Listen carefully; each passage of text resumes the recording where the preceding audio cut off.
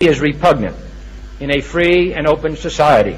And we are, as a people, inherently and historically opposed to secret societies, to secret oaths, and to secret proceedings.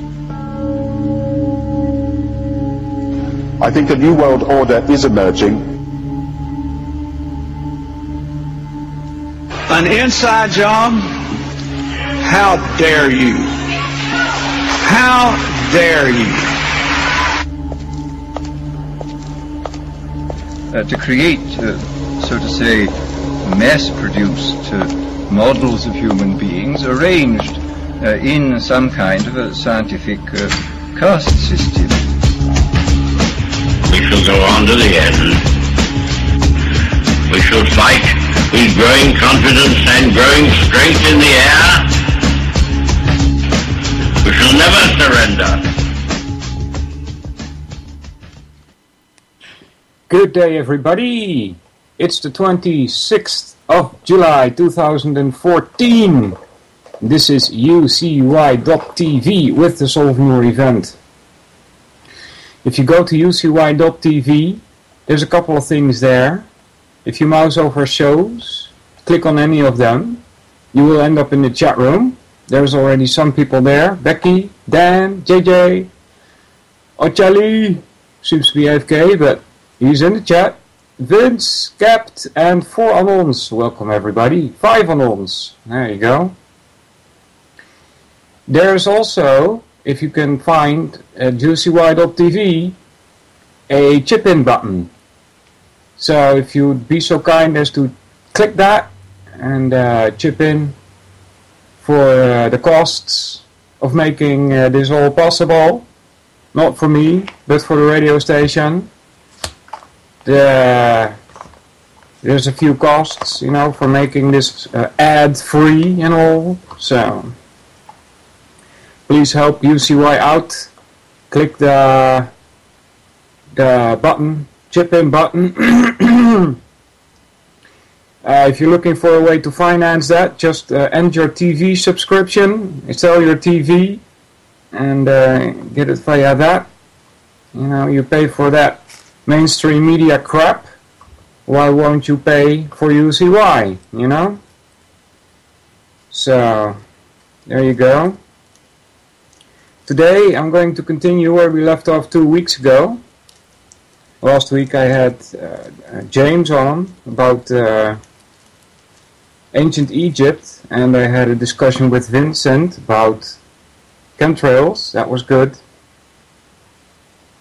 And the week before that we started reading from the Mahabharata, which I will continue today. I've done, I guess I should say, a lot of research into this field of ancient Indian mythology, although I'm not an expert in it. I know lots of people that know much more about it than I do. But a lot of those people are also kind of dogmatic about it, A lot of those people will take everything that's in there literally, and that's when you get lost.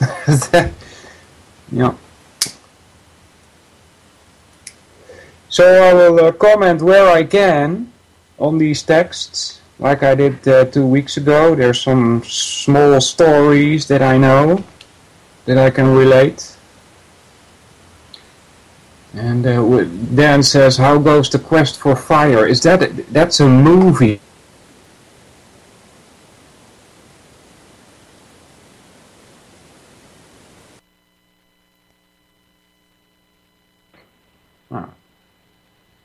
We're back, I guess. Skype was acting up a little. Yeah, but Quest for Fire, that's a movie, right, Dan? Or Search for Fire? I think it's Quest for Fire. And that's a good movie.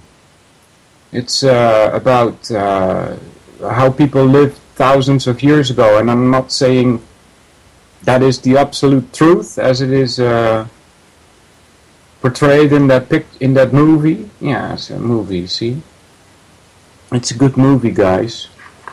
I thought it was good anyway. Alright, so let's pick this up.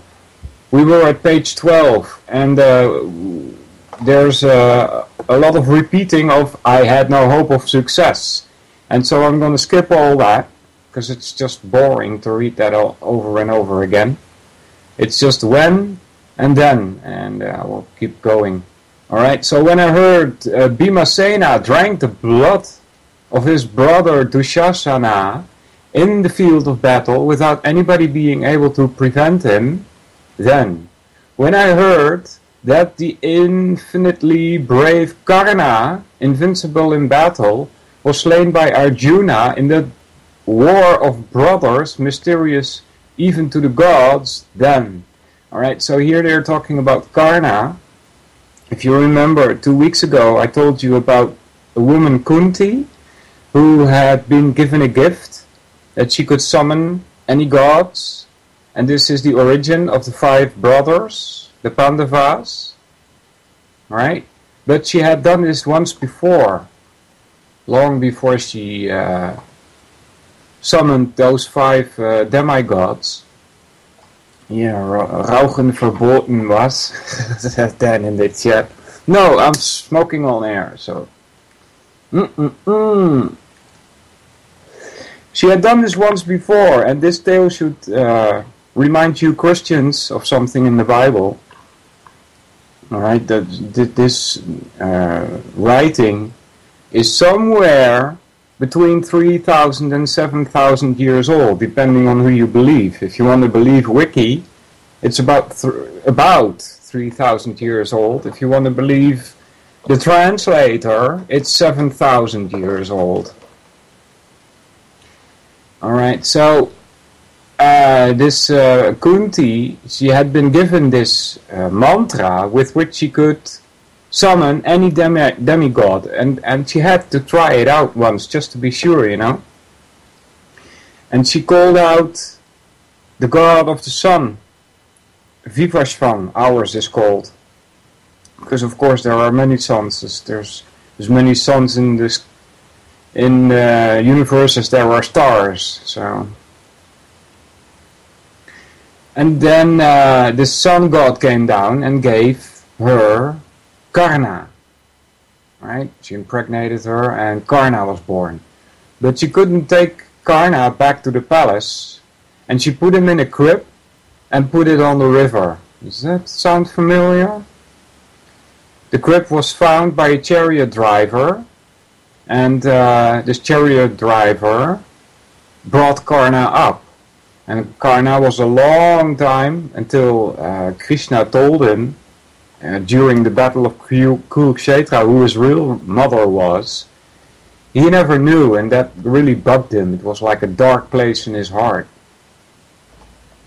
Alright, so that about Karna. And he was slain by Arjuna, who is his real brother. You know, they both have the same mother.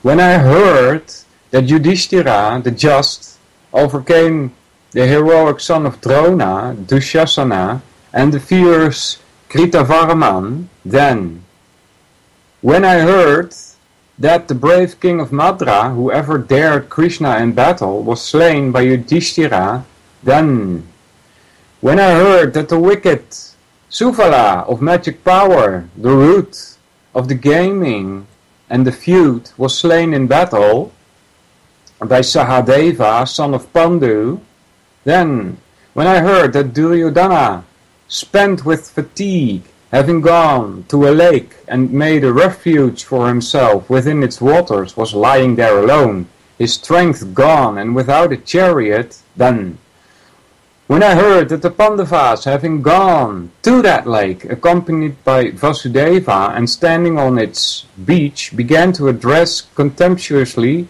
my son, who was incapable of putting up with affronts, then. Alright. When I heard that while displaying in circles a variety of curious modes of attack and defense, in an encounter with clubs, he, that is the leader of the Kauravas, was unfairly slain according to the counsel of Krishna. Then, O Sanjaya, I had no hope of success. So what happened here is that Bhima is fighting the leader of the Kauravas, and they had some rules of war, right? One of the rules, and this was also broken later, is that there was only going to be war from sunup till sundown. And another rule when fighting with clubs was that you should not strike the thigh. And when Krishna told Bhima to strike him in the thigh, that was the end of the leader of the Kauravas. So, when I heard the son of Drona and others by slaying the Panchalas and the son of Draupadi in their sleep perpetuated a horrible and infamous deed, when I heard that Ashvatthama, while being pursued by Bhimasena, had discharged the first weapon called Aishika, by which the embryo in the womb of Uttara was wounded, then no hope of success. When I heard that the weapon Brahmashira, discharged by Ashvatthama, was repelled by Arjuna with another weapon, over which he had pronounced the word Shashti, and that Ashvatthama had to give up the jewel-like excrescence on his head, then, when I heard that upon the embryo in the womb of Virata's daughter being wounded by Ashvatthama with a mighty weapon, Dvaipana and Krishna pronounced curses on him, then I had no hope of success. Alright, that's the end of the no hope of success story. Welcome, Chuck, in the chat. By the way, if you guys have any questions in the chat, I try to follow it while reading this. So if I miss it, just retype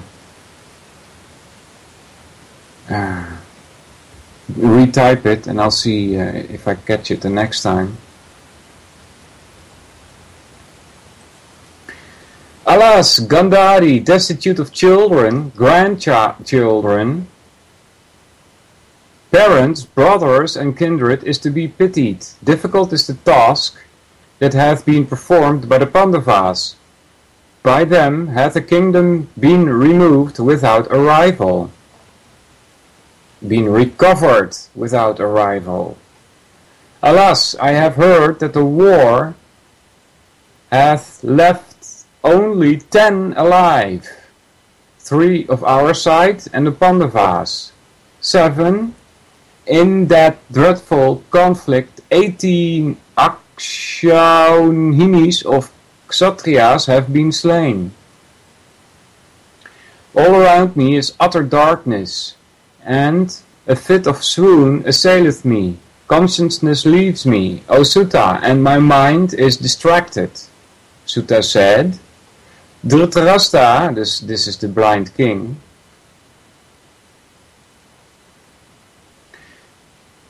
Sutta said, Dhritarashtra, bewailing his fate, in these words was overcome with extreme anguish and for a time deprived of sense.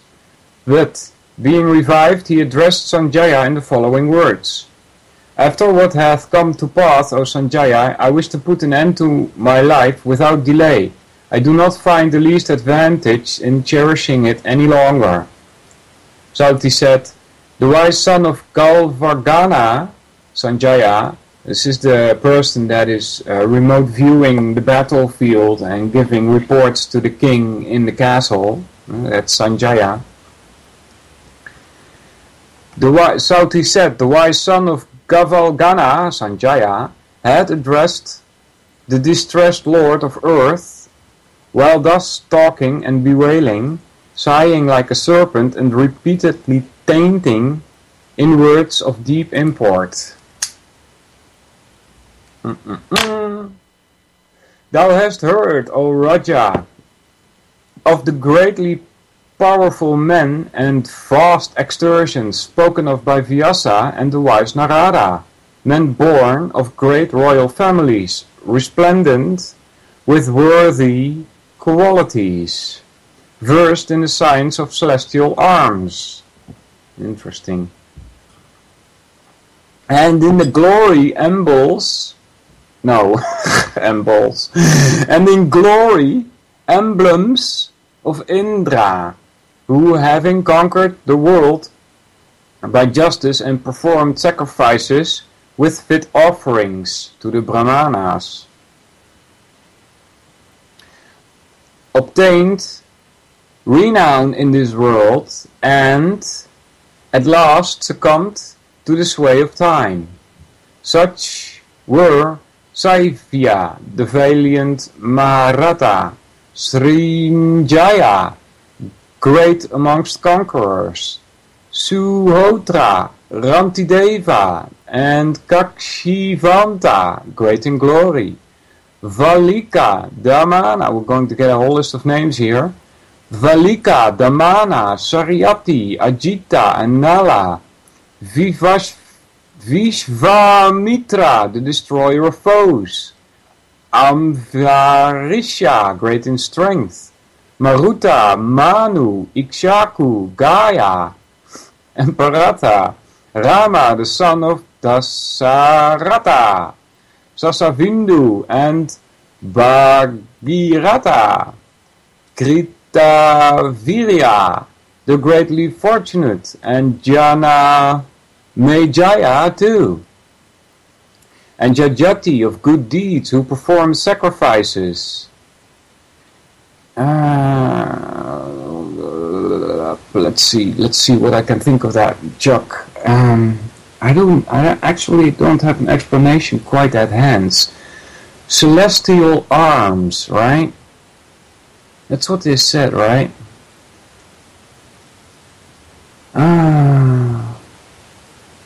Maybe those are planes? I don't know. Yeah. I don't know. Maybe this is the only thing I can come up with, Chuck. And this, of course, is mythological, so... At one point, long before the war, Arjuna went to the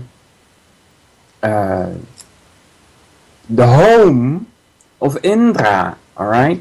And Indra, he doesn't live here on Earth. He's not in this solar system. And he lives somewhere else, some other star. And that's where he learned the use of what are called mighty weapons, like according to the people that translate this, anyway, these are supposed to be atomic weapons, alright, Mahabrastras they are called, and that's where he learned this, so maybe those are celestial arms, alright, that's the best I can come up with. I wouldn't know what else they would be. No? Alright, continuing. Being assisted therein by the celestials themselves. Oh, here's another one. More celestials, right? And by whose sacrificial altars and stake this earth with her habited and uninhabited regions hath been marked all over. These 24 Rajas were formerly spoken of by the celestial Rishi Narada. Alright, so as this one, Narada, a celestial figure, right? Well, Ocelli,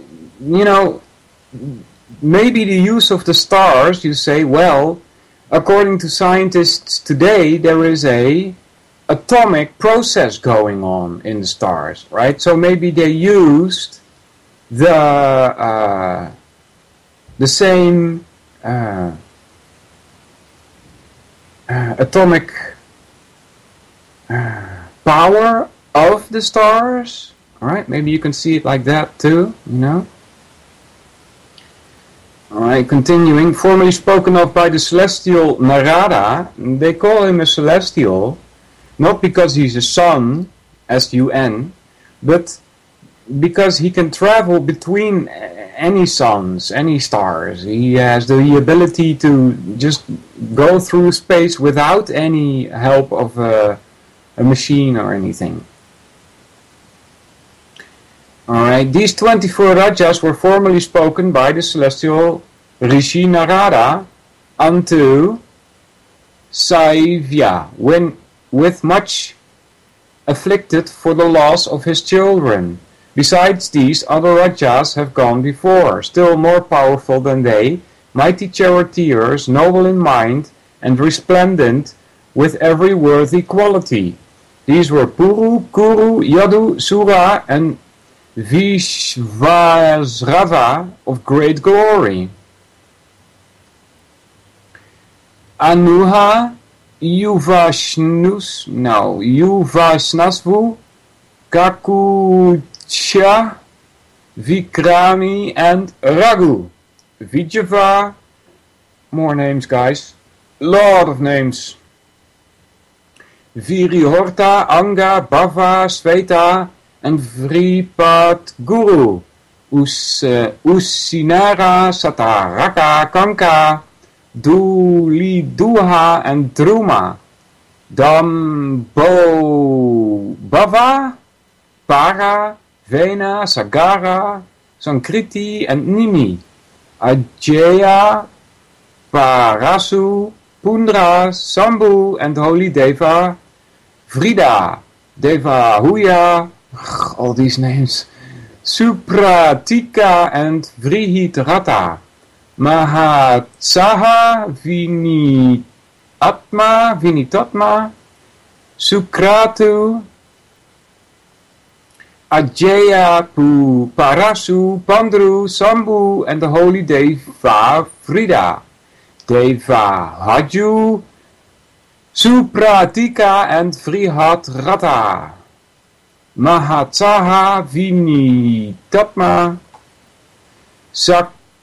Sukratu, and Nala, the king of the Nishadas, Satyavrata, Santabhaya, Sumitra, and the chief Subala, Janujanga, Anaraya, Arka, Priya, Britya, Chuchivrata, Bala, Bandhu, Nirmarda, Ketu, Shringa, and Brit Bala. Still more to come. And Bri and Drishtaketu, Brihaketu, Driptaketu, and Niramaya. Abhikshit, Chapala, Durta, Kritbandhu, and Dridi Shuddhi, Mahapurana, Sambhayava, Pratyanga, Parana, and Shruti. These, O chief, and other rajas were here enumerated by hundreds and by thousands, and still others by millions. Princess of great power and wisdom, quitting very abundant enjoyments, met death as thy sons have done. Their heavenly deeds, valor, and generosity, their magnanimity, faith, truth, purity, simplicity, and mercy are published to the worlds in the records of former times by sacred bards of great learning. Though endued with every noble virtue, these have yielded up their lives. Alright. Hold on, guys.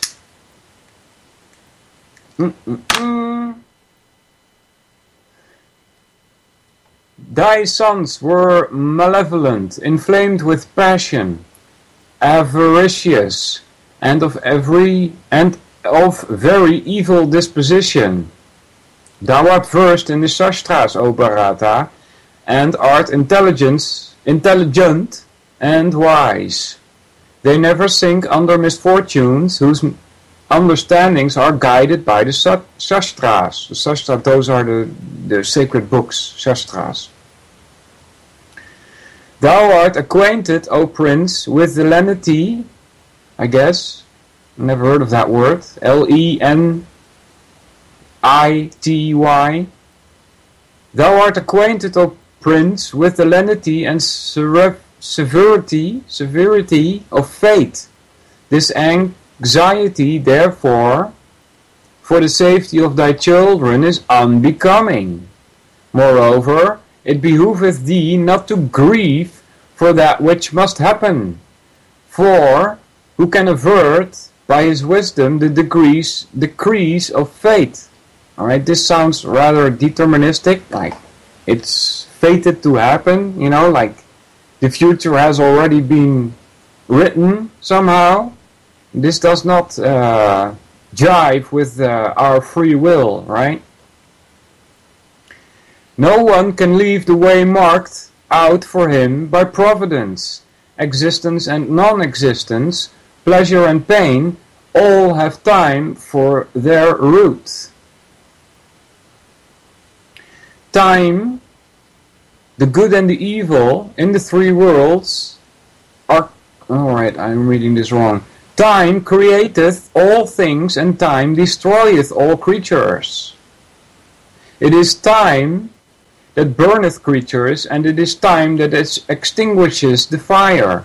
All states, the good and the evil in the three worlds, are caused by time. Yeah. I never figured out what these three worlds are supposed to be.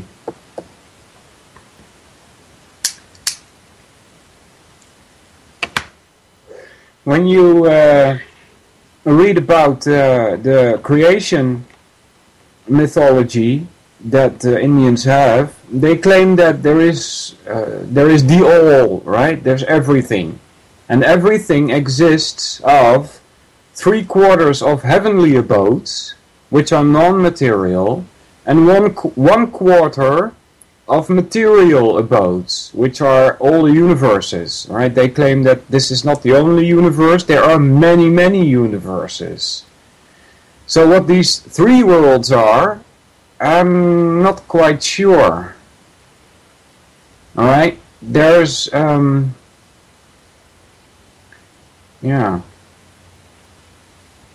there's three bodies, alright, but only two of those bodies are subjected to time. Alright, according to the myth that the Mahabharata tells you in the Bhagavad Gita and Srimad Bhagavatam, you have three bodies. Alright, you have your physical body with which you bang your fist on the table, right? And you can see things and hear things, like your five senses, right? Those tied to earth, water, air, fire, and ether.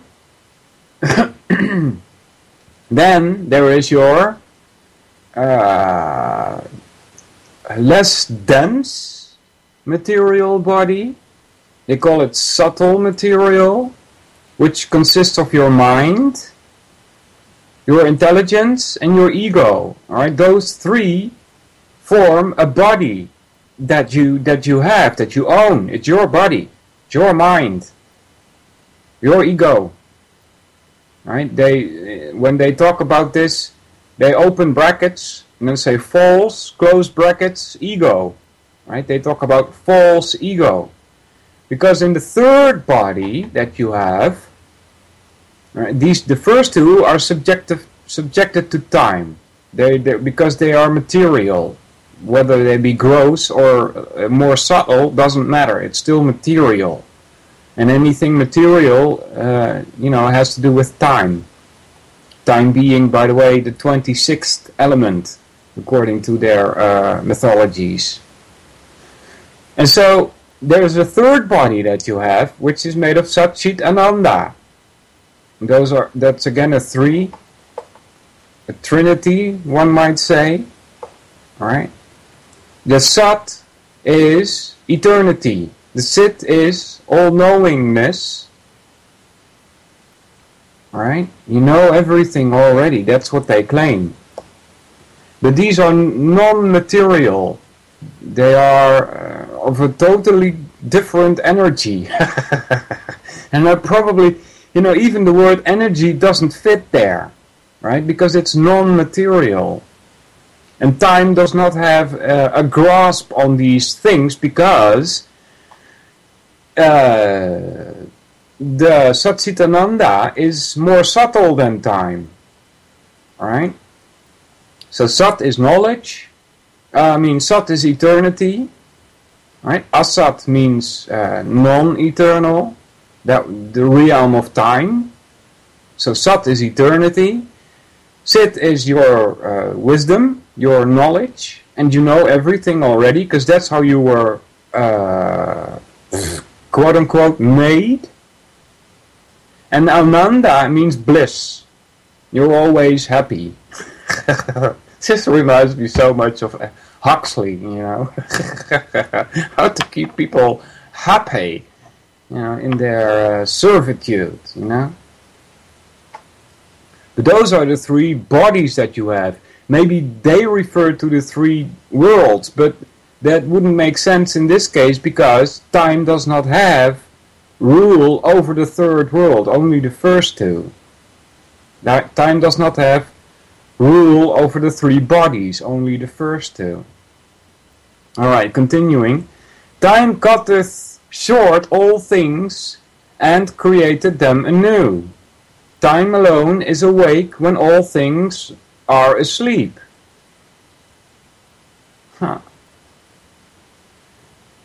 That would be Brahma being asleep. Indeed, time is incapable of being overcome. Time passes over all things without being retarded. Knowing, as thou dost, that all things past and future and all that exists at the present moment are the offspring of time, it behoveth thee not to throw away thy reason. Sauti said, the son of Gavalgana, having in this manner administered comfort to the royal Dhritarashtra, overwhelmed with grief for his sons, then restored his mind to peace. Taking these facts for his subject, Dvaipayana composed a holy Upanishad that has been published to the world by learned and sacred bards in the Puranas composed by them. Yeah, if we ever get to finish this, we should start the Puranas. Yeah, but I doubt we will ever finish this because the Mahabharata is huge. It really is huge. The study of the Bharata is an act of piety. He that readeth even 1 foot with belief hath his sins entirely purged away. Herein Devas, Devarshis and immaculate Brahmarshis of good deeds have been spoken of, and likewise Yakshas and great Nagas. Naga. You can Google that. N-A-G-A. Herein also hath been described the eternal Vasudeva possessing the 6 attributes. Yeah. When they speak of quote-unquote God, he has 6 attributes. We'll get to that later. He is true and just, the pure and holy, the eternal Brahma, the super soul. Alright, so don't confuse here Brahman with Brahma. Alright, Brahman is a person. Brahma is, as far as I understand it, best to be seen as a kind of field. Alright? He is the true and the just, the pure and the holy, the eternal Brahma, the supreme soul, the true constant light, whose divine deeds wise and learned recount, from whom hath proceeded the non-existent and existent non-existent universe with principles of generation and progression and birth, death and rebirth. Right? That doesn't make sense, right? At least it doesn't to me. It says, from whom hath proceeded the non-existent and existent / non / existent. How are you supposed to make sense of that, right?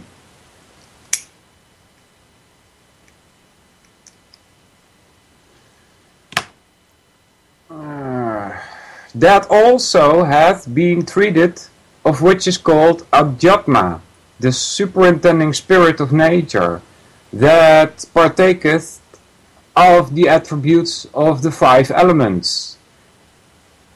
That also hath been described, who is Purusha, being above such epithets as undisplayed and the like. Also that which foremost Jatis exempt from the common destiny and endued with the power of meditation and tapas, behold dwelling in their hearts as a reflected image in the mirror. The man of faith devoted to piety and constant in the exercise of virtue, on reading this section is freed from sin. The believer that constantly heareth, this is also bugging me, you know. It says like, well, the man of faith devoted to piety and constant in the exercise of virtue, on reading this section is freed from sin. That's another way of saying you are sinful, right? Just like I heard that on the radio yesterday, not a couple of days ago, yesterday, that there was this school and they were in the news for some reason, I guess for mistreating children or something, and the comment given was, well, we teach children that they are sinners, all right? I have to speak against that. I mean, if it is, like in the previous text that we read, that everything is fate, you know, everything is determined, how can you be called a sinner if you're not even, if you don't have free will, right? Because everything is determined.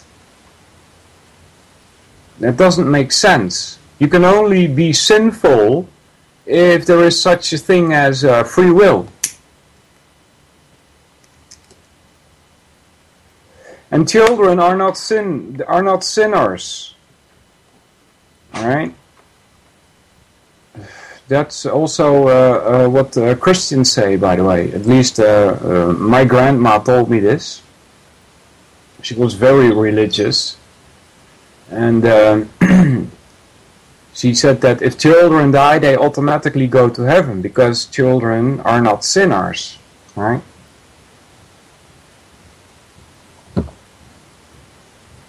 So, the believer that constantly heareth recited this section of the Bharata, called the introduction, from the beginning, falleth not into difficulties. The man repeating any part of the introduction in 2 twilights is during such act freed from the sins contracted during the day or the night. This section, the body of the Bharata, is truth and nectar. As butter is incurred, brahmana, among bipeds, the Aranyaka among the Vedas, and nectar among medicines, as the sea is eminent among receptacles of water, and the cow among quadrupeds, as are these among the things mentioned, so is the Bharata said to be among histories. He that causeth it, even a single foot thereof, to be recited to Brahmanas during a Shraddha, his offerings of food and drink to the manes of his ancestor become inexhaustible. By the aid of history and the Puranas, the Veda may be expounded, but the Veda is afraid of one of little information, lest he should it. Excuse me, what kind of sentence is that?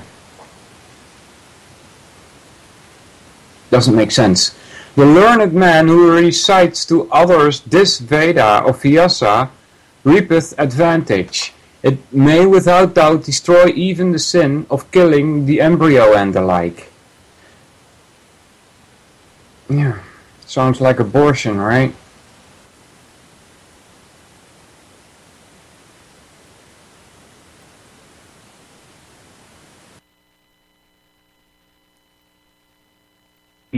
Listeneth to the sacred work, acquired long life and renown, and ascendeth to heaven.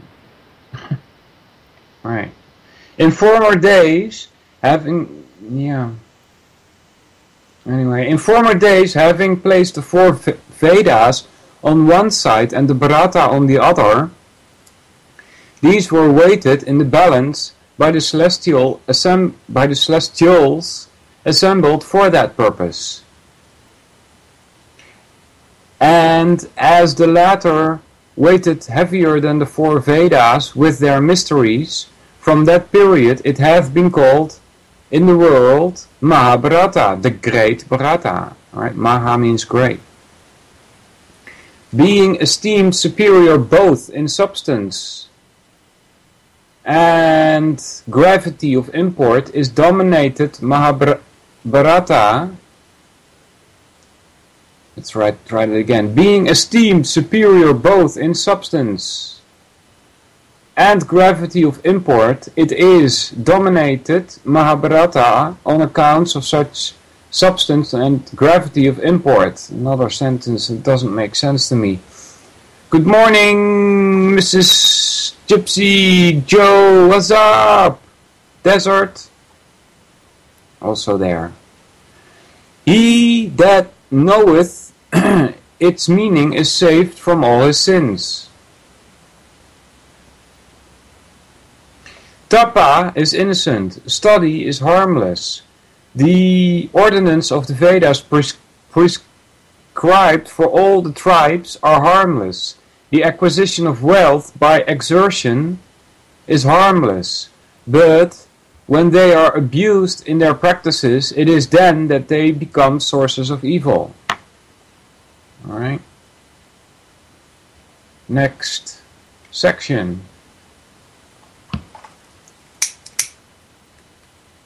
The Rishis said, O son of Sutta, we wish to hear a full and circumstantial account of the place mentioned by you as Samatha Panchaya. Sautu said, Listen, O ye Brahmanas, to the sacred descriptions I utter, O ye best of men, ye deserve to hear of the place known as Samatha Panchaka. In the interval between the Tetra and Dvapara Yuga, Rama, the son of Jamadagni, great among all who have borne arms, urged by impatience of wrongs, repeatedly smote the noble race of Kshatriyas. Alright, it says here, in the interval between Treta and Dvapara Yugas. Which one is that? Is that the first and the second, or the second and the third? I think it's the first and the second, I'm not sure. They talk about yugas, and if you go and Google yuga, Y-U-G-A, you will get lots of links that will tell you about these yugas. And they contradict each other, alright? For instance, if you want to believe this translator's explanation of the current yuga that we are in, it lasts 432,000 years. It's called Kali Yuga. Others will say that, well, we've already left the Kali Yuga and we are now in a new first Yuga. Alright, but according to the translator, at the end of this Kali Yuga, Kalki will appear and destroy everything. And it will be the end of the universe. And So the yugas are time periods of the existence of the universe. All right. So Kali Yuga is 432,000 years. The yuga before that is twice as long. The yuga before that is twice as long as that one. And the first yuga, because there are 4, is twice as long as the one before that. Alright, so according to that, if you go by that, the universe isn't that old. Right? It doesn't jive with our scientific quote-unquote knowledge that we have of how old the universe is. There's contradictions there. Continuing. And when that fiery meteor, by his own valor, annihilated the entire tribe of the Kshatriya, he formed at Samanta Panchaka 5 lakes of blood. Alright, the Kshatriyas are part of a caste system. In India, and still today, that is true, there are 4 castes.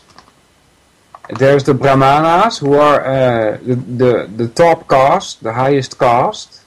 These are the Brahmanas. You could see them as priests.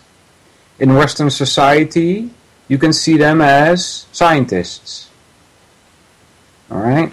The second class is the Kshatriyas. Those are the military. Same as in Western society. Third class is the Vaishyas.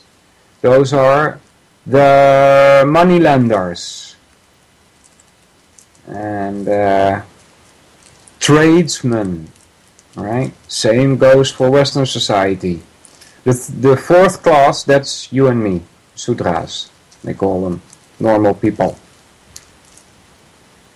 That's the biggest class.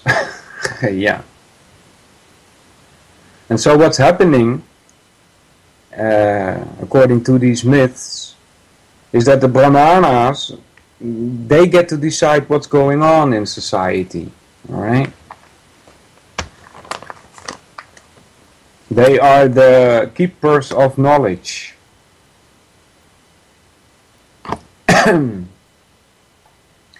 Alright, where were we? We are told that this reason, being overpowered by anger, had offered oblations of blood to the manes of his ancestors, standing in the midst of the sanguine waters of those lakes. It was then that his forefathers, of whom Richika was the first, having arrived there, addressed him thus: O Rama, O offspring of Bhrigu, we have been gratified with reverence thou hast shown for thy ancestors, and with thy valor, O mighty one. Blessings be upon thee, O thou illustrious one. Ask the boon that thou mayest desire. Alright, so this is a story, a little bit, of how Rama destroyed the Kshatriya class. Right? Rama is brother of Krishna, and he can be seen as quote unquote God, you know. There's no difference between Vyasa, the writer of this book, Vishnu, Shiva, alright, even though Shiva is part of the Trinity, Krishna, Rama, they're all the same. They're all quote unquote God. Rama said, O fathers, ye are favorably disposed towards me, the boon I ask is that I may be absolved from the sins born of my having annihilated the Kshatriyas in anger, and that the lakes I have formed may become famous in the world as holy shrines. Yeah, someone in the chat just painted 1.728. That's probably the 4 yugas all put together. You know, when they say that this Kali Yuga that we are in is 432 0.000 years, and we are only 5,000 years into that period, right, according to the translator of this text. I'm thinking this is more to do with numerology than that you take this literally, right? 432 hertz. Does that ring a bell? There's also a 108 in there. Because if you divide 432 by 4, you get 108. Alright, that's a sacred ancient, sacred number of the Hindus, 108. Which makes a 9, by the way. Alright, so this has more to do with numerology than anything else, as far as I can tell. The Pitris then said, "So shall it be, but be thou pacified." And Rama was pacified accordingly. The region that lieth near unto those lakes of gory waters, from that time hath been celebrated as Samanta Panchaka the Holy. The wise have declared that every country should be distinguished by a name significant of some circumstance which may have rendered it famous. In the interval between Dvapara and the Kali Yugas, there happened at Samanta Panchaka the encounter between the armies of the Kauravas and the Pandavas. Right? This is the Battle of Kurukshetra. In that holy region, without ruggedness of any kind, were assembled 18 Aukshauhinis of soldiers eager for battle. Okay, Aukshauhinis are armies. Alright, there were 18 assembled, 11 on the Kaurava side and 7 on the Pandava side. Again, this is numerology. Why? 11 and 7 are part of the Jacob sequence, which goes 2, 1, 3, 4, 7, 11, 18, and so on. You see? And, O Brahmanas, having come thereto, they were all slain on the spot. Thus the name of that region, O Brahmana, hath been explained, and the country described to you as a sacred and delightful one. I have mentioned the whole of what relateth to it, as the region is celebrated throughout the 3 worlds. Again, 3 worlds. The Rishi said, "We have a desire to know, O son of Sutta, what is implied by the term Akshahini that hath been used by thee. Tell us in full what is the number of horse and foot, chariots and elephants, which compose an Akshahini, for thou art fully informed." Right? So now you're going to get a description of what exactly one army is made up of, right? Sauti said, 1 chariot, 1 elephant, 5 foot soldiers, and 3 horses form 1 pati. 3 patis make 1 senamukha. 3 senamukhas are called galma. 3 galmas a gana. 3 ganas are vahini. 3 vahinis together are called a pritana. 3 pritanas form a chamu. 3 chamus 1 anikini.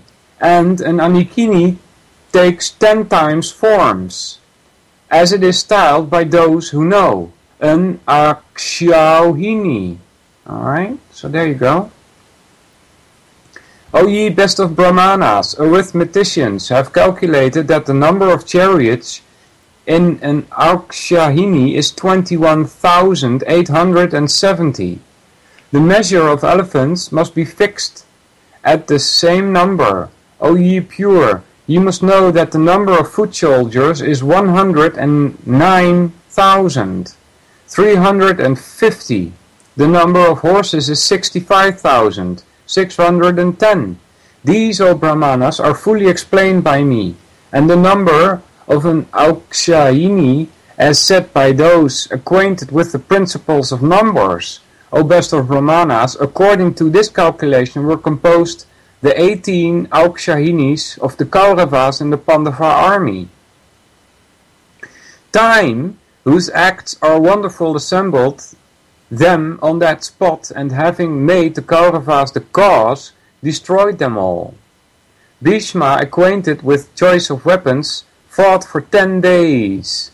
Drona protected the Kauravas, the Kaurava Vahinis, for 5 days. Kama, the desolator of hostile armies, fought for 2 days. And Salya for half a day. After that lasted for half a day the encounter with clubs between Duryodhana and Bhima. Alright. You've heard this before, Duryodhana and Bhima. I told you in, about 40 minutes ago or so, that Bhima was told to hit Duryodhana on the thigh, and that's how he won. Against the rules. At the close of that day, Ashwatthama and Kripa destroyed the army of Yudhishthira in the night, while sleeping without suspicion of danger. Yeah, how can you be without suspicion of danger in the middle of a war, right? Does that make any sense to you? How can you let somebody, kill everybody in the middle of the night? It doesn't make any sense.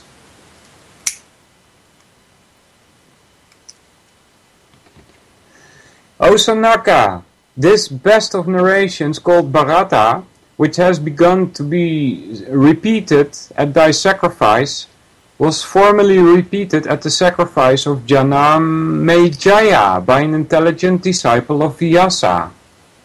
It is divided into several sections. In the beginning are Paushya, Pauloma and Ashtika Parvas, describing in full the valor and renown of kings.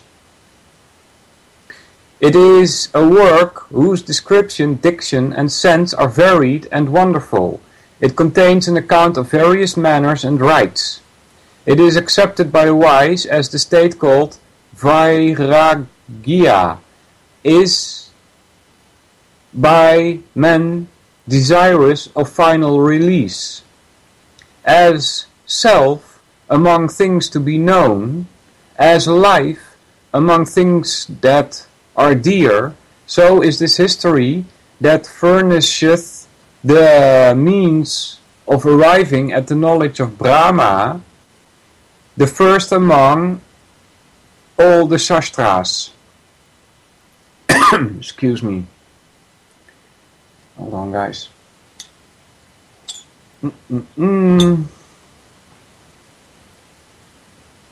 There is not a story current in this world, but doth.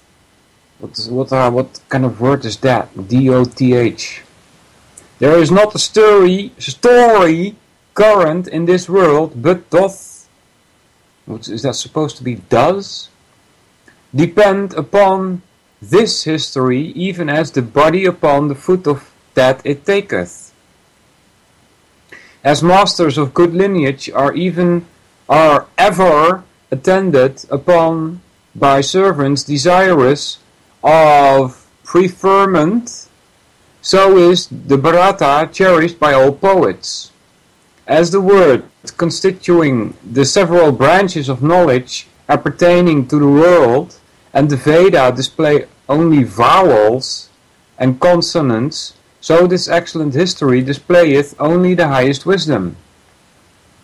Listen, O ye ascetics. Listen, O ye ascetics, to the outlines of the several divisions, Parva is division, of this history called Bharata, endued with great wisdom of sections and feet that are wonderful and various, of subtle meanings and logical connections, and embellished with the substance of the Vedas. Alright guys, listen up. It's top of the hour, and we're going to take a little tour back to Freedom Palooza 2012. Alright, listen up you guys. We're gonna kick you off with a little warm-up song called Illuminati.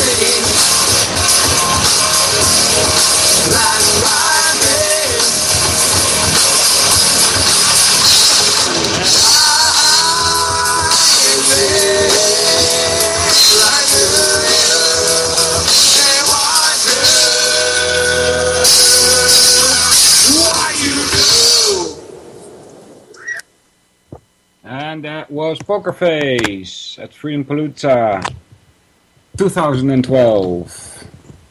Right. So let's pick this up. The first parva is called Anukramanika. The second, Sangraha. Then Pausia, then Paloma, then Astika, then Adivansavatarana. Then comes the Sambhava of wonderful and thrilling incidents. Then comes Jatugrihadaha, setting fire to the house of lack. Alright, that's a nice story. And then Hidimbadaha, something like that, killing of Hidimba. Then comes Bakabada, and then Chitrarata. The next is called Svayamvara, in which Arjuna, by the exercise of Kshatriya virtues, won Draupadi for his wife.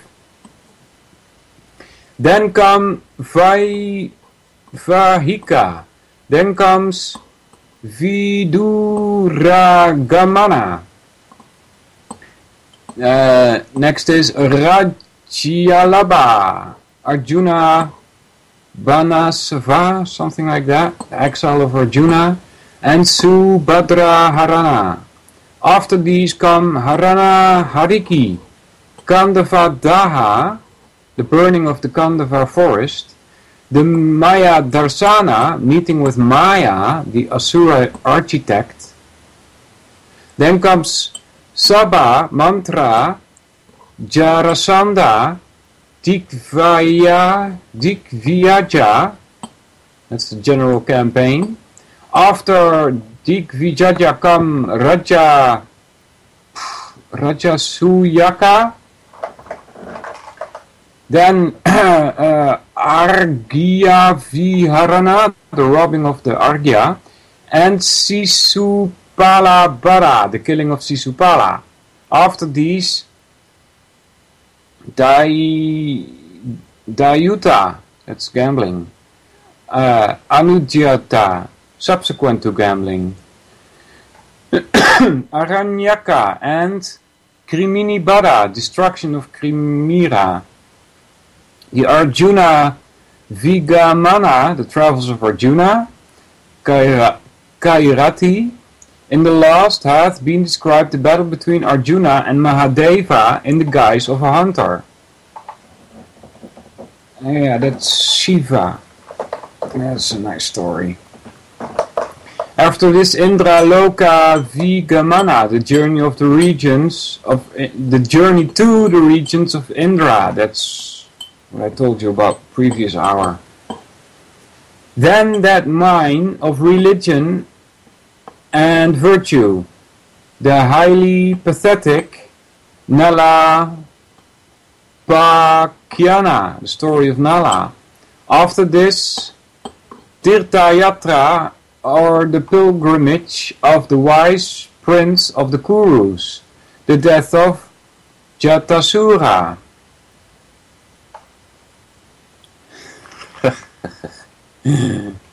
And the battle of the Yakshas. Then the battle with the Nivata Kavachas, Ajagara, and Markandeya Sanjaja. Then the meeting of Draupadi and Satyabhama, Goshyayatra, Mirgasvampa, dream of the deer.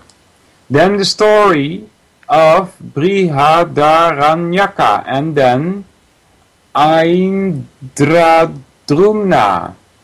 Then Draupadi Harana, the abduction of Draupadi.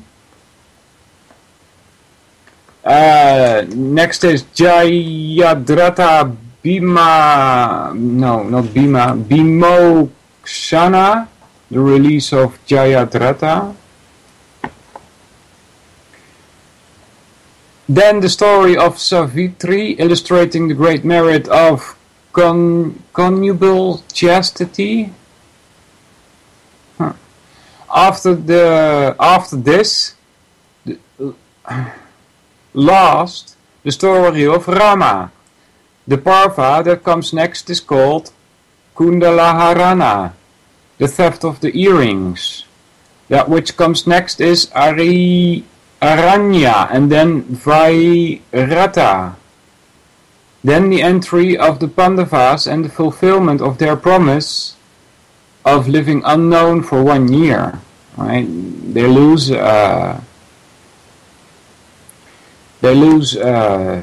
all that they had, the 5 Pandavas, because of a gambling game.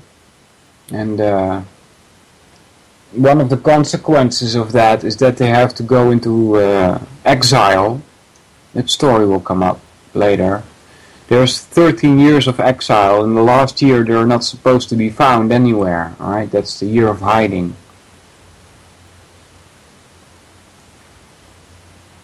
So it's probably not related, but it reminds me of 12 signs and a 13 hidden one.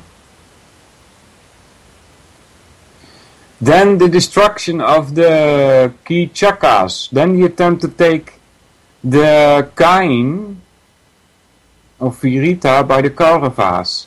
The next is called the marriage of Abhimanyu with the daughter of Virata. Then next you must know of the most wonderful parva called Udyoga.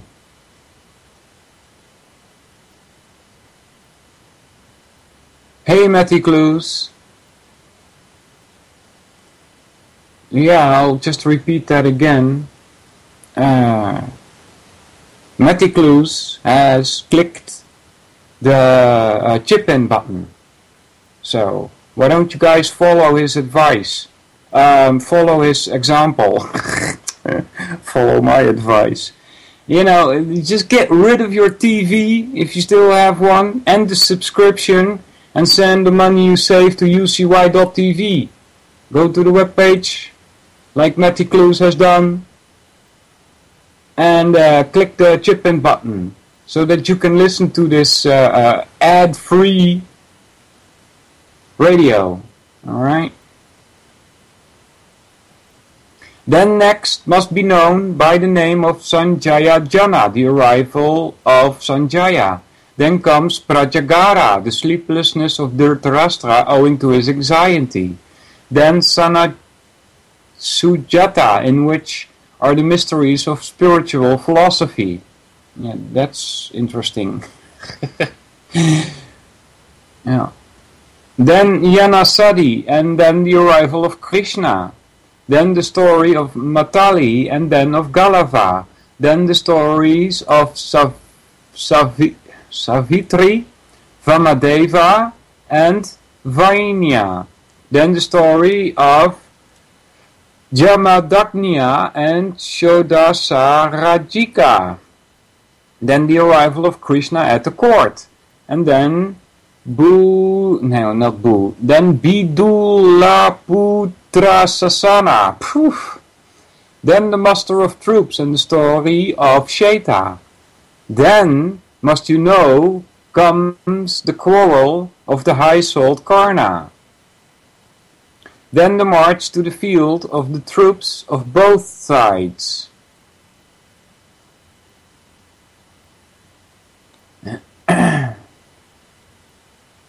Good morning, Matty. How you doing, buddy? Then the story of Jamadagnya and Shodasarajika. Then you arrive. We just did that. I'm sorry. Then the muster of troops and the story of Kshetra. Then must you know come the quarrel. We just did that. I lost where I was.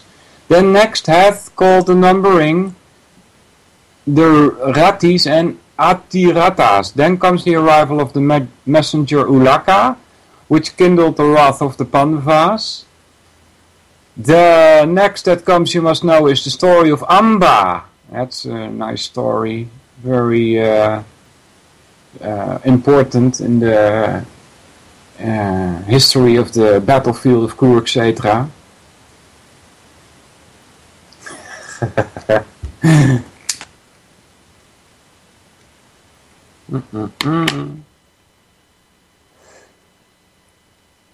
Let's see, where are we? Then comes the thrilling story of the installation of Bhishma as commander-in-chief. Yeah. The next is called the creation of the insular region Jambu, then Bhumi, then the account about the formation of islands, then comes the Bhagavad Gita and the death of Bhishma, then the installation of Drona, then the destruction of Samsaptakas, then the death of Abhimanyu, and then the vow of Arjuna to slay Jayadratha, then the death of Jayadratha, and then of Gatotkacha. Then, you must know, come the stories of the death of Drona of surprising interest. The next that comes is called the discharge of the weapons called Narayana. Then, you know, is Karna and then Salya. Then comes the immersion in the lake and then the encounter between Bhima and Duryodhana with clubs. Then comes Sarasvata and then the description of holy shrines and then genealogies. Interesting. Then comes Sauptika Astika describing incidents disgraceful to the honor of the Kurus. Then comes the Aisika of harrowing incidents. Then comes Jalapradama, oblation of water to the manes of the deceased. Then the wailing of the women. The next must be known as Shraddha, describing the funeral rites performed for the slain Kauravas. Then comes the destruction of the Rakshasas, Charvaka, who has assumed the disguise of a Brahmana. Unknown, that would be Shiva, bringer of death, not Vishnu.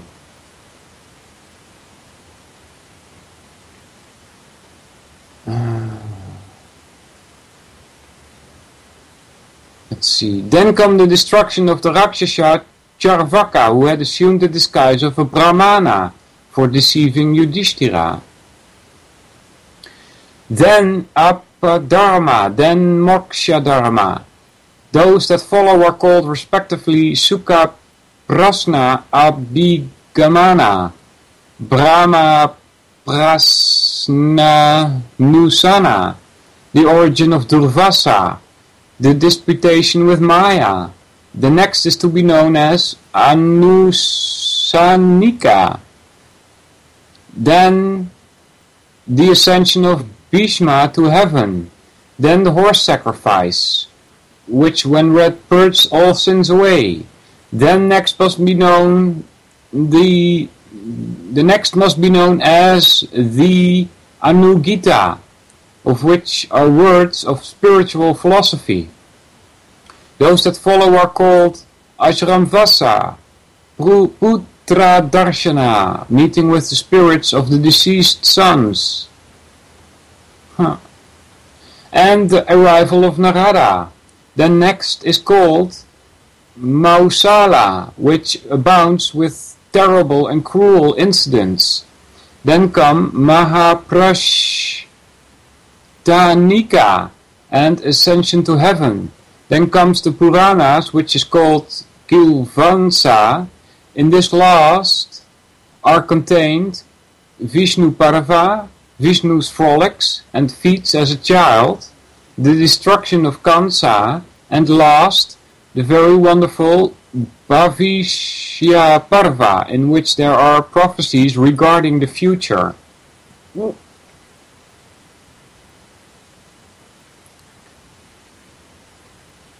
The high-souled Vyasa composed these 100 Parvas, of which the above is only an abridgment.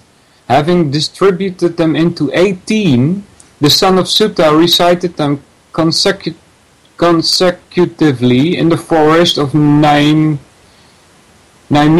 as follows.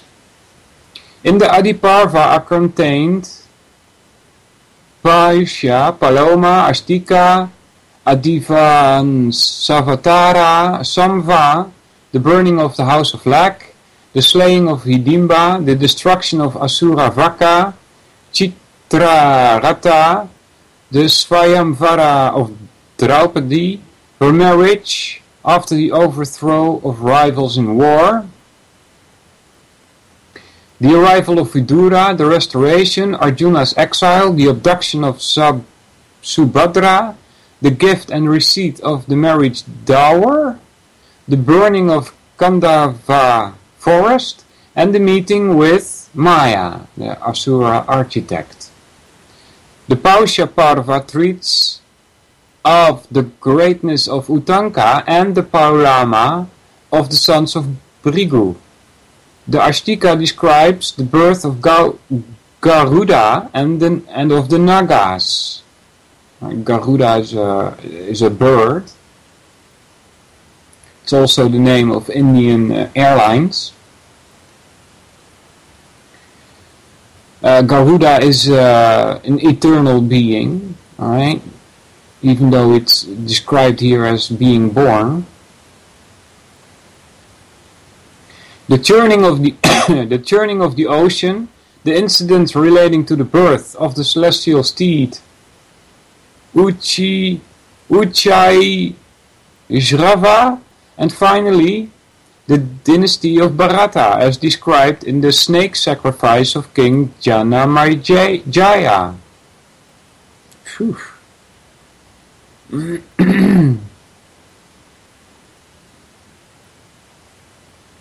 The Sambhava Parva narrates the birth of various kings and heroes, and that of the sage Krishna Dvaipayana, the partial incarnation of deities, the generation of Danavas and Yakshas of great prowess, and serpents, Gandharvas, birds, and of all creatures, and lastly of the life and adventures of King Bharata, the progenitor of the line that goes by his name, the son born of Sakuntala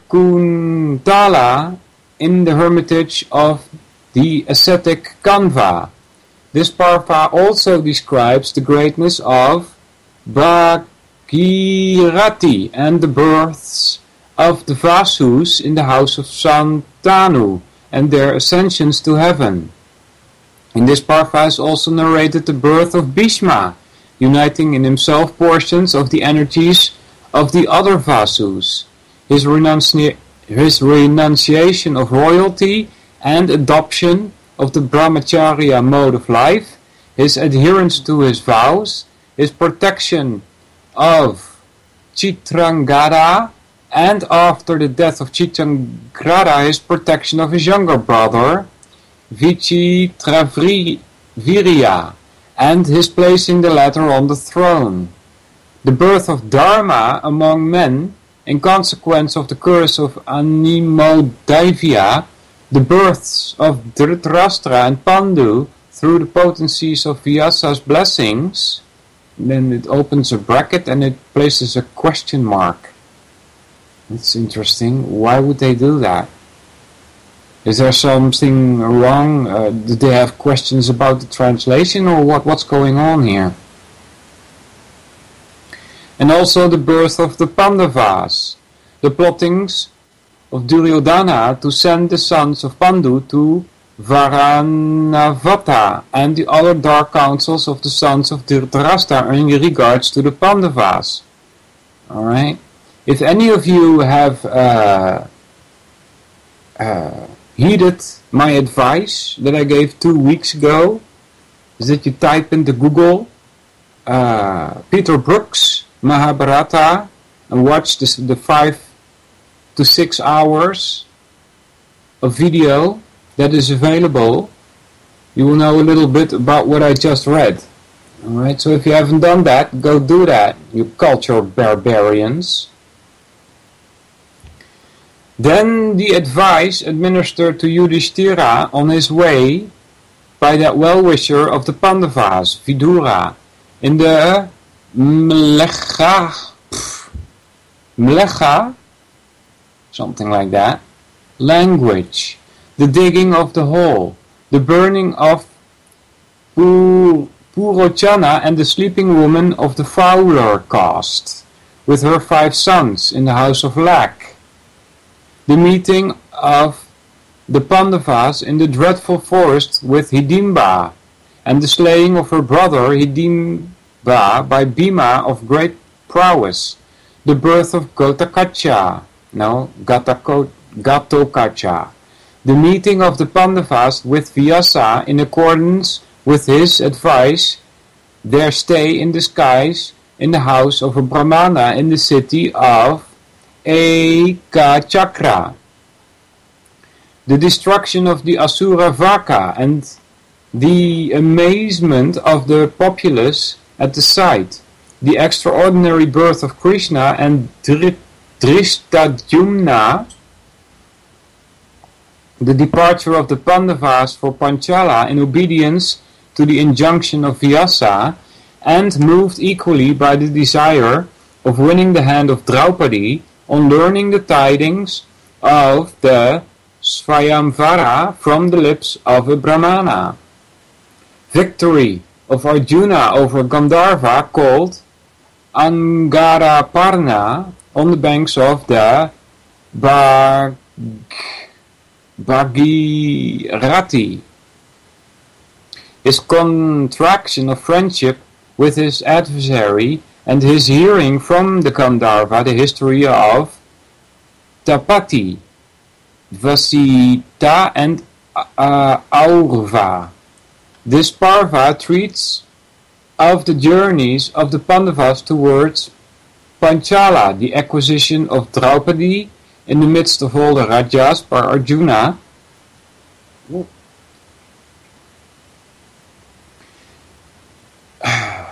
after having successfully pierced the mark.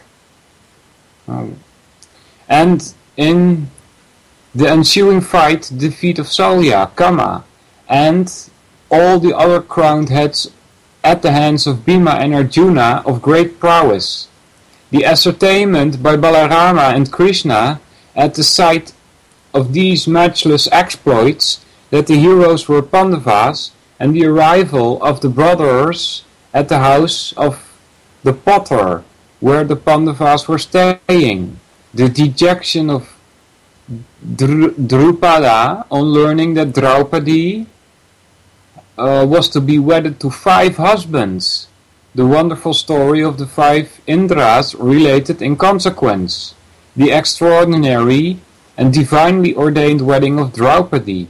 The sending of Vidura by the sons of Dhritarashtra as envoy to the Pandavas. The arrival of Vidura and his sight to Krishna, the abode of the Pandavas in Gandharva Prashta. And then their rule over 1/2 of the kingdom, the fixing of the turns by the sons of Pandu in obedience to the injunction of Narada for connubial companionship with Krishna. In like manner hath the history of Sunda and Upasunda been recited in this. Alright, so we're getting sort of synopsis of what's we're all in for when if we ever get to read all of it. This Parva then treats of the departure of Arjuna for the forest according to the vow. He, having seen Draupadi and Yudhishthira sitting together as he entered the chamber to take out arms for delivering the kine of a certain Brahmana. This Parva then describes Arjuna's meeting on the way with Ulupi, the daughter of a Naga serpent. A Naga is a serpent. It then relates his visits to several sacred spots. The birth of Vabruvahana, the deliverance by Arjuna of the 5 celestial damsels who had been turned into alligators by the imprecation of a Brahmana, the meeting of Madhava and Arjuna on the holy spot called Prabhasa, the carrying away of Subhadra by Arjuna, incited thereto by her brother Krishna in the wonderful car moving on land and water, and through mid-air, according to the wish of the rider. Interesting. The departure for Indraprastha with the dower, the conception of the womb of Subhadra, and that prodigy of prowess, Abhimanyu. Janyaseni's giving birth to children. Then follows the pleasure trip of Krishna and Arjuna to the banks of the Yamuna and the acquisition by them of the discuss and celebrated bow Gandiva. I just remember something. I don't know if this is the Yamuna. I think so, but I'm not really sure about this. But this is another reason why the translators claim that this book is 7,000 years old, It's because they speak of rivers that were not there 3,000 years ago. They disappeared, but they were there 7,000 years ago. I believe that this is the Yamuna. And they speak of this Yamuna in certain ways, so that you might conclude that when it was written must have been 7,000 years ago. So I'm still not sure though, when this was all written, but it doesn't really matter, does it?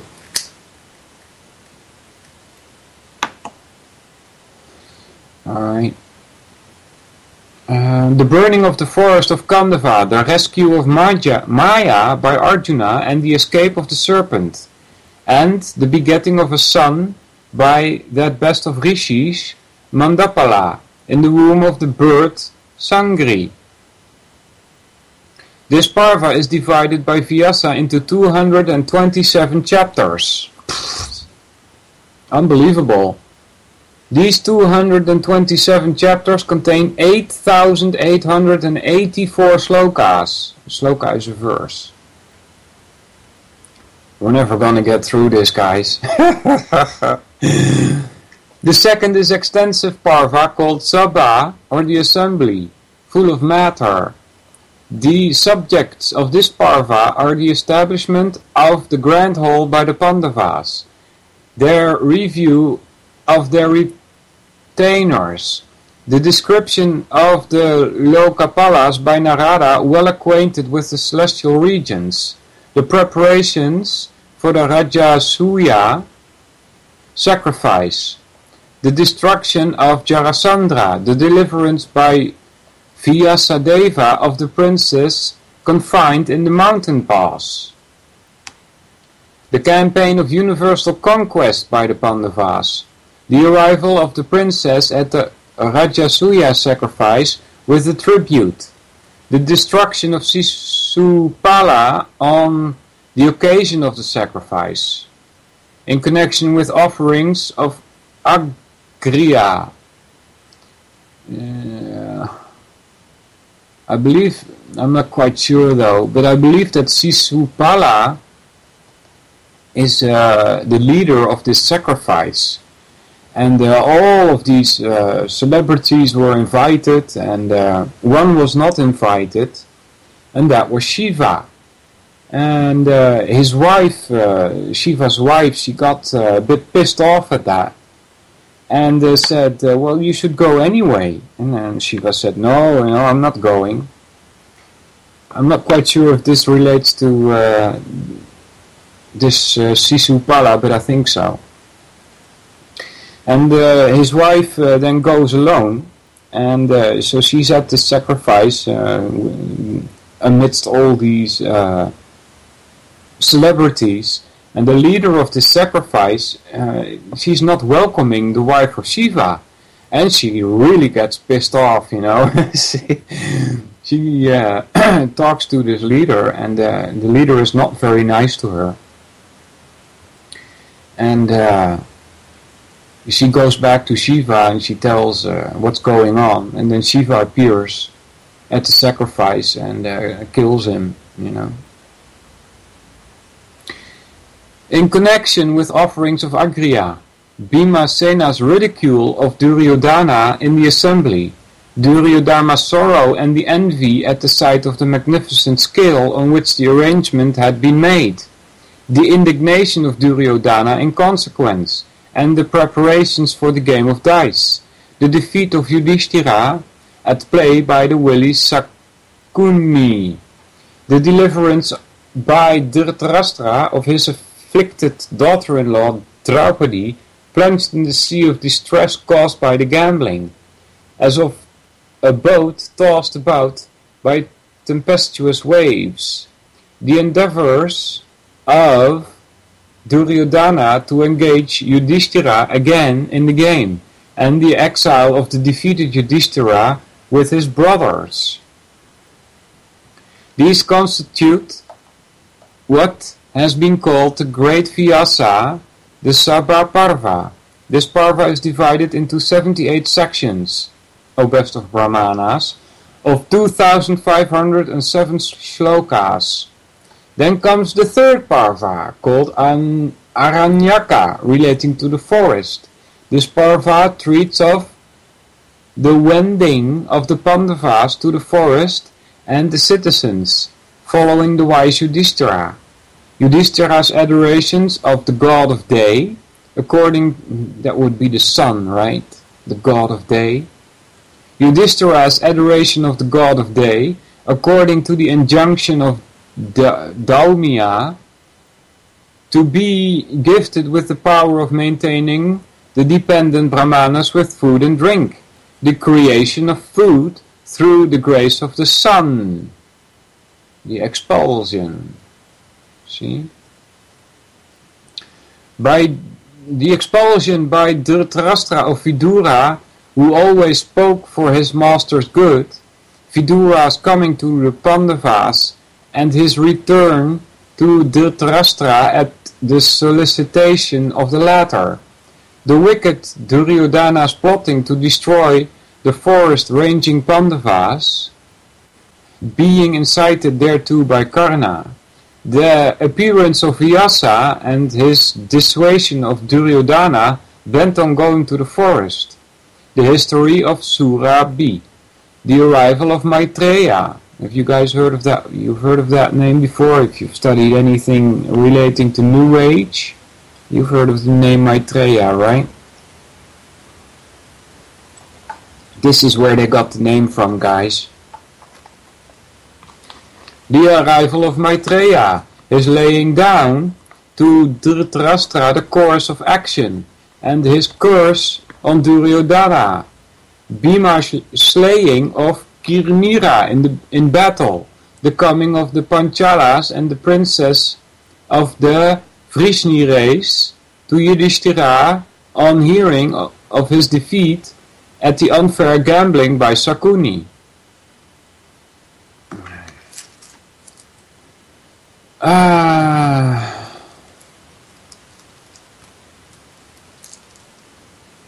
Let's see, where were we? Where were we, guys? I lost it.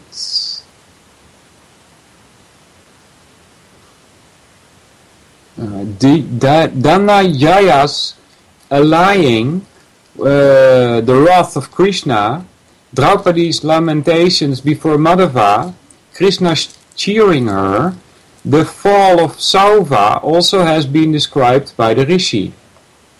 Also Krishna's bringing... I'm making radio, leave me alone. Dear neighbors. Where was I? The fall of Sauva also has been described by the Rishis. Also Krishna's bringing Subhadra with her sons to Dvaraka. And Drishtadyumu's bringing the sons of Draupadi to Panchala. The entrance of the sons of Pandu into the romantic Dvaita wood. Conversations of Bhima, Yudhishthira and Draupadi. The coming of Vyasa to the Pandavas and his endowing Yudhishthira with the power of Pratismriti. Whatever that is. Hold on, guys. Let me light my cigarette here.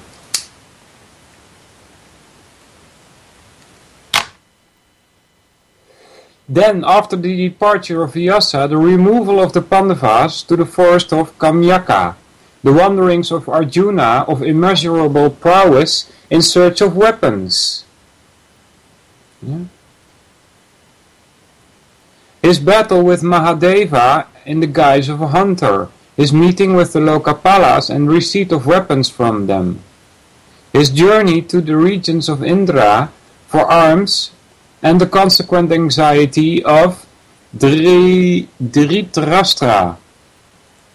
Another story that comes to my mind, which you will also see when you Google, when you YouTube, Peter Brooks. Let me just write that into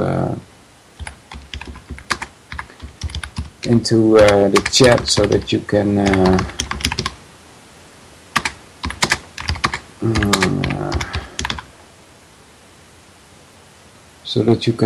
copy that, paste that into YouTube. That you will also see that at a certain point, Karna, he finds out that Arjuna has come into the possession of this terrible weapon. And he goes out and wants to find a weapon like that of his own. And he meets this person, and this person, he goes to serve this person, and this person is happy with him, and at a certain point he says, ask me anything that you like.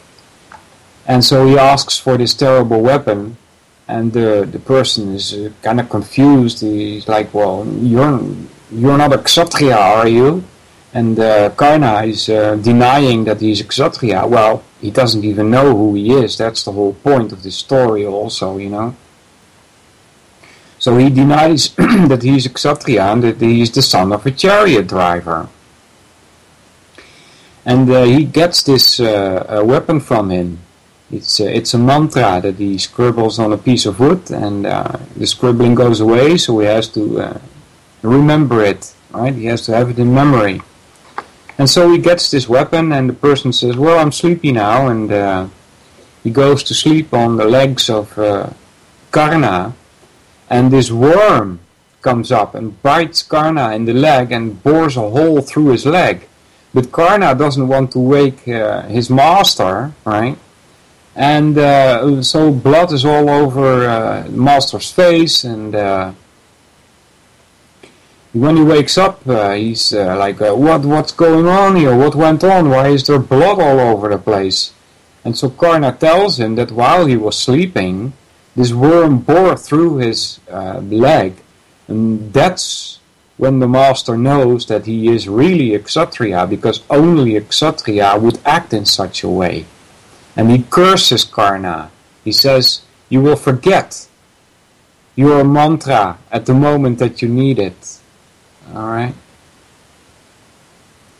let's pick this up. Where were we?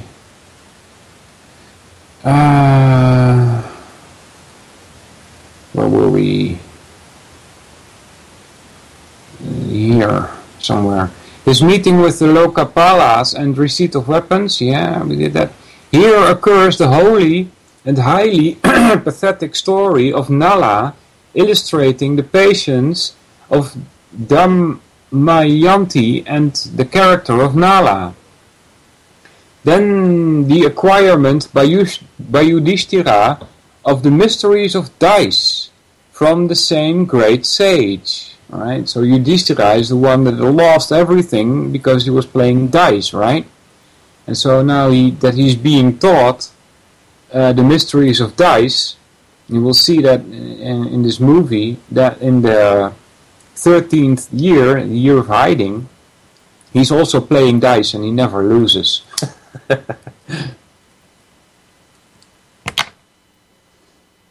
Then the acquirement by Yudhishthira of the mysteries of dice from the same great sage.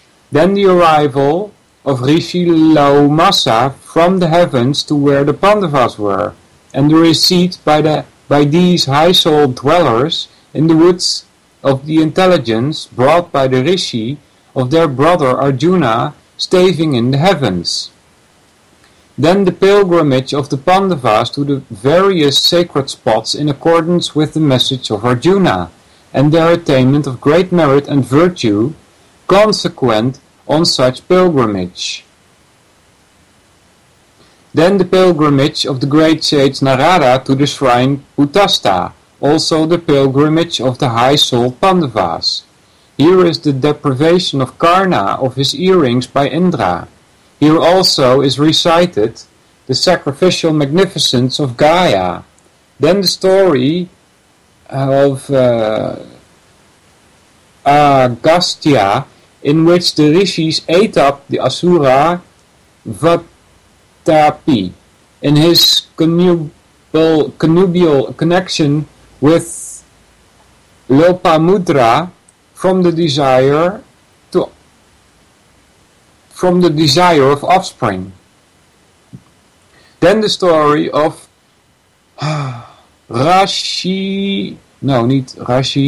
Risharinga, who adopted brahmachari mode of life from his very boyhood. Then the history of Rama of great prowess, the son of Jamadagni, in which has been narrated the death of Kartavirya and the Hayayas, something like that. Then the meeting between the Pandavas and the Vrishnis in the sacred spot called Prabhasha. Then the story of Sukamya, in which Chaivana, the son of Brigu, made the twins Ashvinis drink at the sacrifice of King Saryati, the Soma Jews, from which they had been excluded by the other gods. Now, this is the first time this word Soma is mentioned. Right? And this is a Sanskrit word. Why is it like that? Why is it translated as Soma? Because they have no clue what Soma is. See? There are Soma presses that they found, from which the juice is made, right? So Soma is an interesting thing. We don't know what it is, but the whole Vedas are full of references to this Soma. According to the myth, there's still Soma being made, but not here on Earth. All right. According to the myth, it's being made at this moment as we speak on the moon. And they don't mention which moon, but yeah. And in which, besides, is shown how Chaivana himself acquired perpetual youth as a boon from the grateful Ashvinis. Then hath been described the history of King Mandata, then the history of Prince Jantu, and how King Samoka, by offering up his only son in sacrifice, obtained 100 others. Then the excellent history of the hawk and the pigeon. Alright. Then the examination of King Sivi by Indra, Agni and Dharma. Then the story of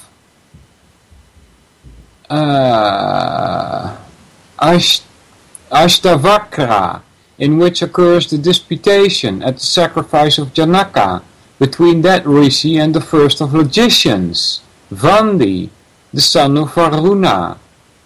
The defeat of Vandi by great Ashtavakra and the release of the rishi, by the rishi of his father from the depths of the ocean. Then the story of Javakrita, then that of the great Raivya.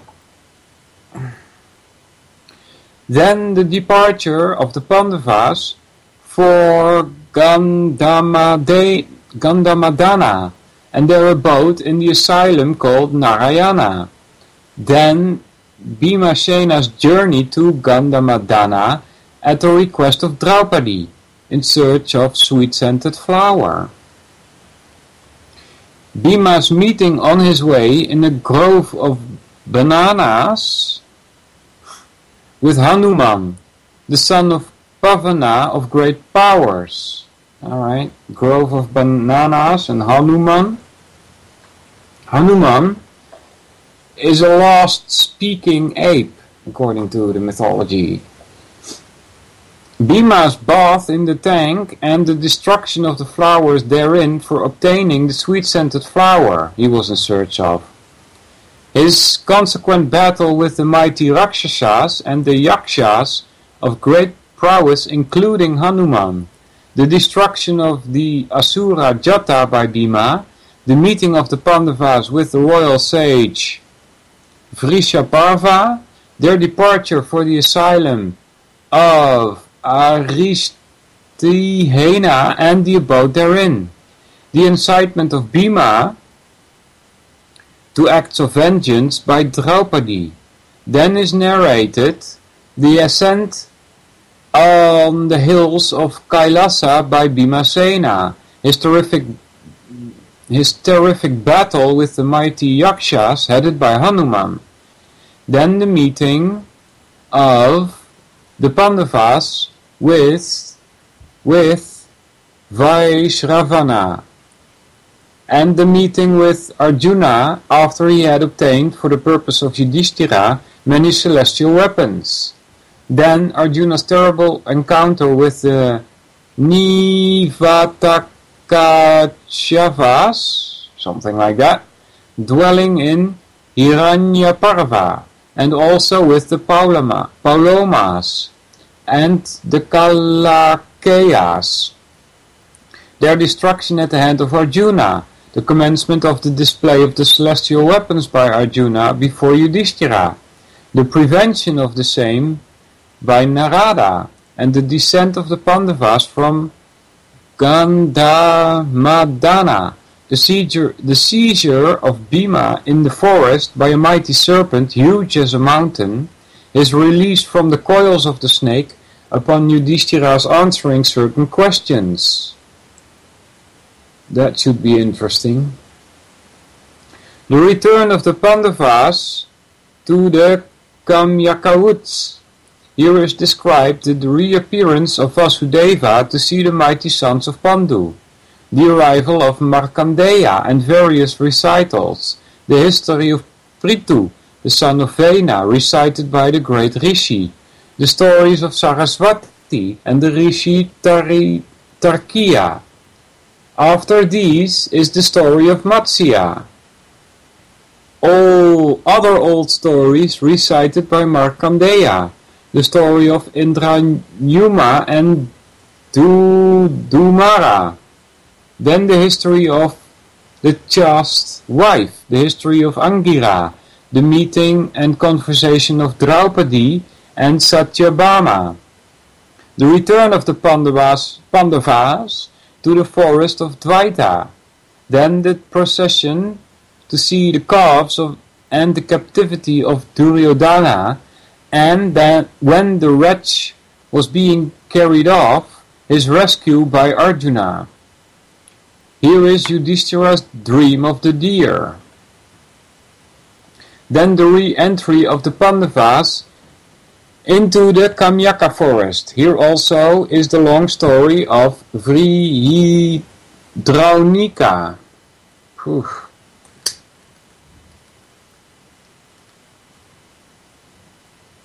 Here also is recited the story of Durvasa, then the abduction by Jahadratha of Draupadi from the asylum, the pursuit of the ravisher by Bhima, swift as the air, and the ill-shaving of Jayadratha's crown at Bhima's hand. Here is the long history of Rama, in which is shown how Rama by his prowess slew Ravana in battle. Yeah, Ravana had kidnapped his wife, so, Rama's going over there to slay him. Here also is narrated the story of Savitri, then Karna's deprivation by Indra of his earrings, then the presentation to Karna by the gratified Indra of a Sakti, a missile weapon, which had the virtue of killing one person against whom it might be hurled. Karna has such a weapon also in the Battle of Kurukshetra. Then the story called Aranya, in which Dharma, the god of justice, gave advice to his son, Yudhishthira, in which Besides, is recited how the Pandavas, after having obtained the boon, went towards the west. These are all included in the third parva called Aranyaka, consisting of 269 sections. The number of slokas is 11,664. The extensive parva that comes next is called Virata. The Pandavas arriving at the dominions of Virata saw in the cemetery on the outskirts of the city a large shami tree, whereon they kept their weapons. Here hath been recited their entry into the city and their stay there in disguise. Then the slaying of Bhima, of the wicked Kichaka, who, senseless with lust, had sought Draupadi, the appointment by Prince Duryodhana of clever spies, and their dispatch to all sides for tracing the Pandavas. The failure of these to discover the mighty sons of Pandu, the first seizure of Virata's kine by the Trigartas, and the terrific battle that ensued. The capture of Virata by the enemy and his rescue by Bhimasena. The release also of kine by the Pandavas. The seizure of Virata kine the seizure of Virata's kine again by the Kurus. The defeat in battle of all the Kurus by the single-handed Arjuna. The release of the king's kine. The bestowal by Virata of his daughter Uttara for Arjuna's acceptance on behalf of his son by Subhadra. Abhimanyu, the destroyer of foes. These are the contents of the extensive fourth parva, the Virata. The great Rishi Vyasa has composed in these 67 sections. The number of slokas is 2050. Listen to the contents of the fifth parva, which must be known as Udyoga.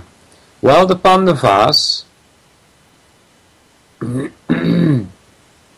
desirous of victory, were residing in the place called Upalayvya, Duryodhana and Arjuna both went at the same time to Vasudeva and said, "You should render us assistance in this war."